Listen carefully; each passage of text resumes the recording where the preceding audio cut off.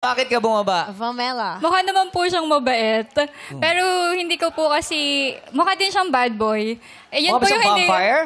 Bad Bakit mukhang bad boy? Bakit? May tattoo po kasi siya. May tattoo Sandali, may siya. ibig sabihin daw yung tattoo, di ba Yes. sabi ni Vince? Pwede ba nang i-explain? Mabilis lang. Ano bang meaning para sa'yo ng neck, tats?